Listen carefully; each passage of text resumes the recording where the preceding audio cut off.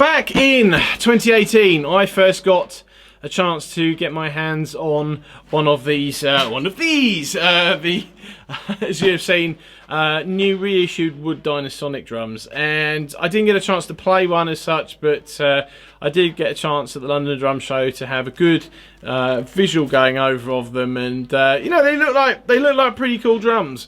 And they certainly were made to a decent high quality, and you know, that's probably what you'd expect, I think, given how revered the original Rogers, certainly the original Rogers wood Dynasonic drums were and are still.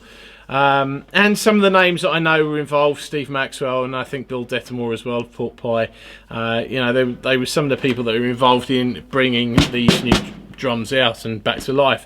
It wasn't until probably sort of 4, 5, 6 months later in 2019, a few months ago, that I actually got to physically play one. And I wasn't even looking to buy one at that point. I was in a shop, I was actually looking at a couple of other drums, and I think I'd mentioned it to one of the guys in the shop at the time, and they very kindly put one up. And the thing that immediately I think strikes you when you try out one of these drums is just how fantastically sensitive they are, and they really, I think these are probably the most sensitive snare drums that I've ever played.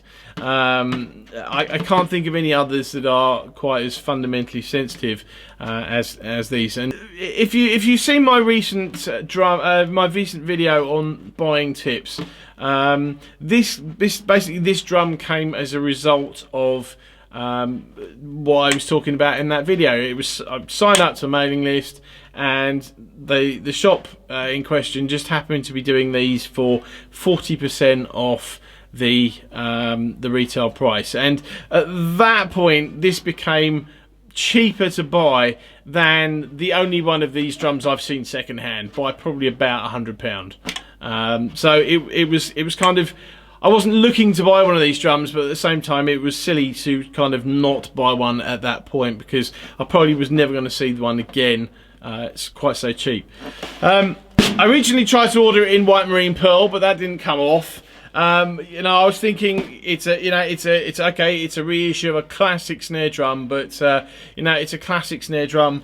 Why not go for vintage white marine pearl? But so that didn't come off. So I actually went for the, as you can see, red sparkle, which I do like an awful lot. I don't have any red sparkle drums. I've always kind of wanted to get a red sparkle drum. I have a couple of green sparkle drums.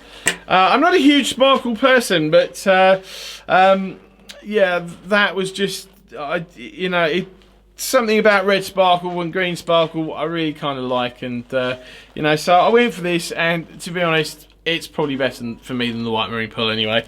If you're not familiar with the Dynasonic concept, they did do metal Dynasonic snare drums, and they're kind of 10 a penny. There's loads of them around. The wood Dynasonic drums, not nearly so many, and they are I don't know about relatively rare, but they are quite expensive to find a decent example, one of the original ones. But the thing that makes the Dynasonic is this thing here, this kind of sort of cage, bridge, whatever you want to call it. It basically holds the wires under tension, and when you pull the mechanism down, which obviously I can't do because it's upside down, but when you pull the mechanism down, basically the wires sit flat and flush against the head, so they kind of kiss the head rather than being held at any sort of level of tension. And I think that's really what contributes to having such a sensitive playing surface. So you've got, I mean, this is basically made. I mean, well, these are made to the original spec sheet, as I understand. I'm going to just do that up a little bit. There you go. So you've got you've got all the classic features. So you've got the Rogers badge there. Wherever the Dynasonic, right? You've got the Dynasonic badge there. And the other, I think, probably distinguishing Rogers type thing is the snare mechanism there. You know, it does one thing, or well, the two things I suppose, on and off.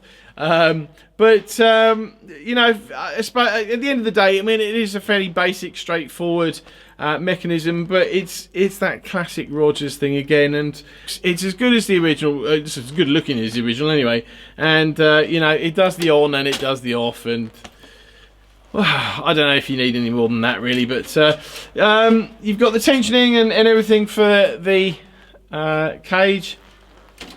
It's a 10 lug drum, obviously double-ended. This is the butt plate and the other end of the mechanism there. It comes with coated ambassador top and a clear hazy bottom. Something which oh, and sorry, there you go, and the internal muffler as well, which you can just about catch somewhere. Typically I can't get it in the light. There you go. It's been caught on the light. There's too many lights in it, but there you go. So, I mean, it's in keeping. It's not in keeping with modern drums particularly. Most modern drums don't have internal mufflers, but this is, as I said, being built to the original spec sheet, and at the time these were made and popular originally, they had internal mufflers. So, but something I quite like that you get with this drum, and if I can find them, I will show you them. Right, okay, so you get a little bag, or baggy, in the box, and I mean, I'm not going to take it all out, but you've got a little sheet on the. Let's get rid of this light for a second. Right, that's a bit better. So you get a sort of a tuning guide. You've got a Rogers bass drum sticker. You've got a little Dynasonic keyring there, and you've also got a Rogers drum key as well, and there may be something else in that little packet there. I don't know, but that was all very nice. I'm not going to take it out. I haven't taken it out, but you know, I thought that was kind of nice as well, because you don't really get that with modern stuff, and you know, most people are, you know, quite happy to charge a fortune and not give you any sort of little extras. But as I said, the drum is very, very sensitive, and you know, I mean, they generally retail, certainly in the UK, for £900.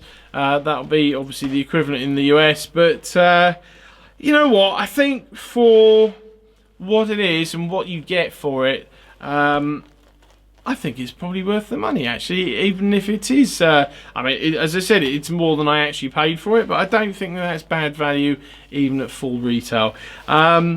It's not really my kind of everyday snare, simply because the stuff I do generally doesn't need me to do lots and lots of you know, sort of crispy single strokes and things like that. But if you want something if you need a snare drum that is particularly, as I said, sensitive and gives you a crispy sound, probably one of these would be a good start. Particularly if you do sort of, you know, concert hall or, you know, concert type stuff, you know, or even overdubs, anything like that. Probably a good starting point. I don't actually know the specs of the shell, so I will put those sort of probably around here. And you know, but anyway, this is what the drum sounds like. Thank you for watching, and I will see you next time.